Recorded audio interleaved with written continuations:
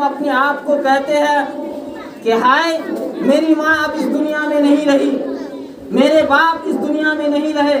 اور یہی اگر بات آپ مرنے سے پہلے، ان کے مرنے سے پہلے کرتے تو آج وہ زندہ رہتی۔ اس لیے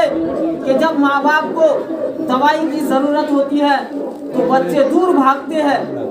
یہ سوچ کر دور بھاگتے ہیں کہ پیسہ خرچ ہو جائے گا۔ معزز سامعین اکرام، جبکہ رب تبارک و تعالیٰ کلام مجید میں ارشاد فرماتا ہے کہ اپنے ماں باپ کے ساتھ حسن سلوک کرو، اچھے ادب اور اخلاق کے ساتھ رہو۔ معزز سامعین اکرام، ہمیں سوچنا چاہیے کہ نبی کریم صلی اللہ تعالیٰ علیہ وسلم کے فرمان کے مطابق ہم لوگ اپنی زندگی کو گزارے۔ بولن نا ڈسٹرب ہو جائے، بولن۔ معزز سامعین کرام، تو ہمیں سوچنا چاہیے کہ ہم لوگوں کو ماں باپ کی کس قدر کرنے کی فرمان آیا ہے۔ رب تبارک و تعالیٰ کلام مجید میں ارشاد فرماتا ہے وَبِالْوَالِدَيْنِ إِحْسَانًا،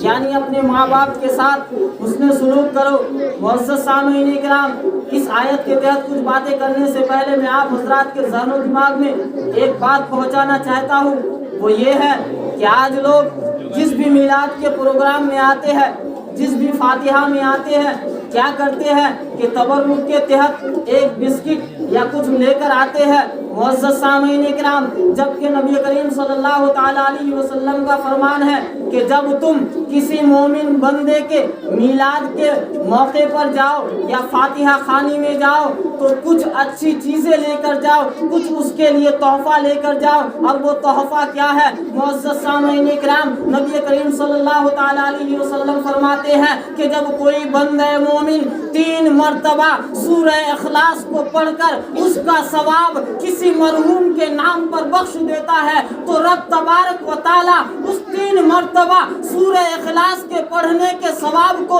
ایک قرآن ختم کرنے کا ثواب عطا فرما دیتا ہے۔ سامعین کرام، تو ہمیں سوچنا چاہیے کہ جب ہم کسی میلاد میں جائے، بسکٹ لے کر آئے ضرور آئے، لیکن اس سے قبل ہم ایک اچھی نیت اور بہترین طریقہ، بہترین کام کر کے میلاد میں آئے، اور وہ یہ ہے کہ ہم لوگ جتنا بھی ہو سکے ہم لوگوں سے قرآن کریم کی تلاوت کر کے آئے اور علماء کرام سے کہے کہ میں نے اتنا پڑھ کر آیا ہے، یا دل ہی دل میں چھوڑ دے تاکہ اس فاتحہ خوانی سے ان کے لیے دعا کی جائے۔ معزز سامعین کرام، اللہ کے نبی صلی اللہ تعالیٰ علیہ وسلم فرماتے ہیں کہ جہاں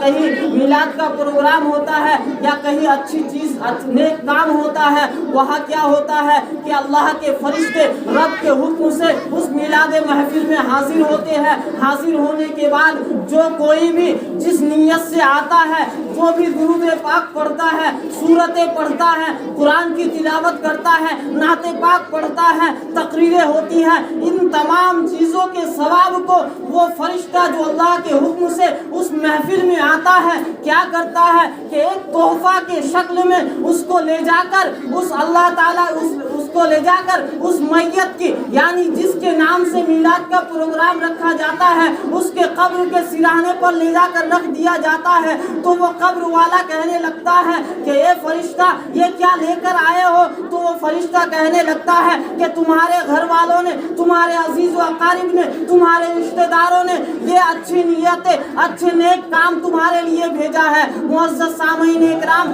اللہ تبارک و تعالیٰ کے حکم سے وہ فرشتہ ان نیکیوں کے تحت جب وہ فرشتہ اس قبر والوں کے پاس لے جا کر پہنچا دیتا ہے تو رب تبارک و تعالیٰ اسی نیک کام کے صدقہ طفیل اس کے قبر والے کے تمام گناہوں کو مٹا دیتا ہے۔ معزز سامعین اکرام، اور اگر وہ بخشایا ہوا ہوتا ہے تو ان کے درجات کو بلندی عطا فرما دیتا ہے۔ معزز سامعین اکرام، تو ہمیں سوچنا چاہیے کہ ہم جس بھی میلاد میں جائیں، جس بھی نیک کام میں جائیں تو پہلے سے آئے، کیونکہ آج ہمارا ماحول ایسا ہو چکا ہے کہ اگر کہیں گانا یا وغیرہ بجتا ہے تو ہم لوگ وہاں بن بلائے چلے جاتے ہیں، بن بلائے باراتی بن جاتے ہیں، لیکن یہاں بار بار بلانے کے باوجود، نیک کاموں میں بار بار دعوت دینے کے باوجود ہم لوگ آج پیچھے رہ جاتے ہیں۔ معزز سامعین اکرام، ہمیں سوچنا چاہیے ہمارے مذہب، ہمارے اسلام کیا سکھاتا ہے، ہمارا اسلام ہمیں کیا بتاتا ہے۔ معزز سامعین اکرام، ایک مرتبہ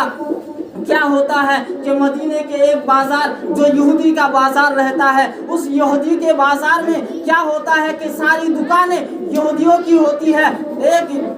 مسلمہ عورت، مسلمہ لڑکی ایک یہودی کی دکان پہ جاتا ہے، جانے کے بعد ایک سونار کی دکان پہ جاتا ہے سونا خریدنے کی نیت سے، تو وہ مسلمہ لڑکی جب سونے کے دکان پہ جاتی ہے تو کہنے لگتا ہے، وہ لڑکی کہنے لگتی ہے دکاندار سے کہ بھائی یہ سونا کتنے کا آتا ہے، کتنے میں مل جاتا ہے۔ معزز سامعین کرام، وہ سونار جیسے ہی وہ مسلمہ عورت مسلمہ لڑکی کی طرف دیکھتا ہے تو وہ کہنے لگتا ہے یہ ساری کی ساری دکانیں تمہاری ہے، تم سے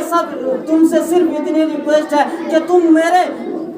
تمام خواہشوں کو مٹا دو، تم اتنے سونا لے کر چلے جاؤ۔ معزز سامعین کرام، وہ مسلمہ لڑکی کہنے لگتی ہے بھائی جان تم کیا کہتے ہو؟ تو انہوں نے کہا، دکاندار کہنے لگتا ہے کہ تم ایک کام کرو، یہاں جتنی بھی سونا ہے تم لے کر چلے جاؤ، لیکن تم ایک رات کے لیے میرے پاس آ جاؤ۔ معزز سامعین کرام، جب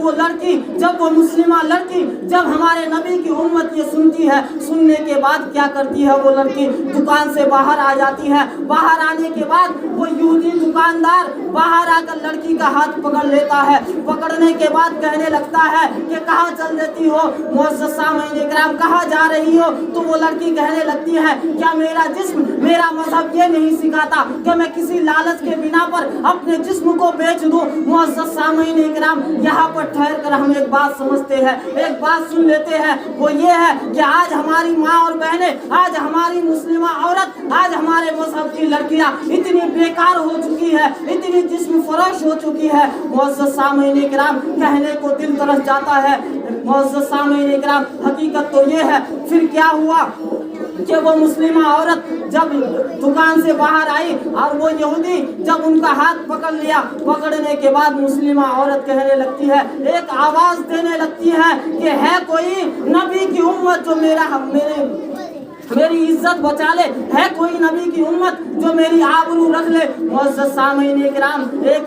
اسی یہودی کے بازار میں ایک صحابی رسول رہتے ہیں۔ ایک صحابی رسول کی کانوں میں جب آواز پہنچتی ہے تو وہ دوڑ کر آتا ہے، آنے کے بعد اس یہودی کے ہاتھ سے اس لڑکی کے ہاتھ کو چھڑا دیتا ہے۔ دینے کے بعد پھر وہ یہودی کیا کرنے لگتا ہے کہ اپنے تمام دکانداروں کو اکٹھا کر لیتے ہیں، کرنے کے بعد کہنے لگتا ہے کہ دیکھ رہے ہو یہ لڑکی، مسلمہ لڑکی اور یہ صحابی رسول مسلم صحابی یہ کیا کرتے ہیں کہ ہماری دکانوں کو لوٹنے کے لیے آ جاتے ہیں۔ معزز سامعین کرام، پھر وہ یہودی کہنے لگتا ہے کہ اس لڑکی کو مجھے دے دو، یہ تمہاری کوئی رشتہ دار نہیں ہے، یہ تمہاری بہن نہیں ہے، یہ تمہاری ماں نہیں ہے۔ معزز سامعین کرام، تو اس وقت وہ صحابی رسول نے ایک بات کہی تھی، وہ یہ ہے کہ صحابی رسول نے کہا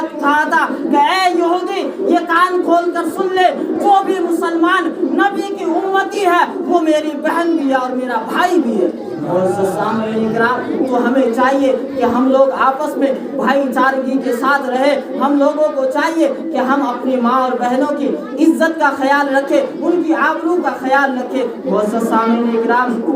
یہ جو میلاد کا پروگرام ہے تمام بھائیوں نے اپنے ماں کے نام سے جو رکھا ہے، رب تبارک و تعالیٰ کی بارگاہ میں دعا ہے کہ رب تبارک و تعالیٰ اس میلاد محفل کے سب کو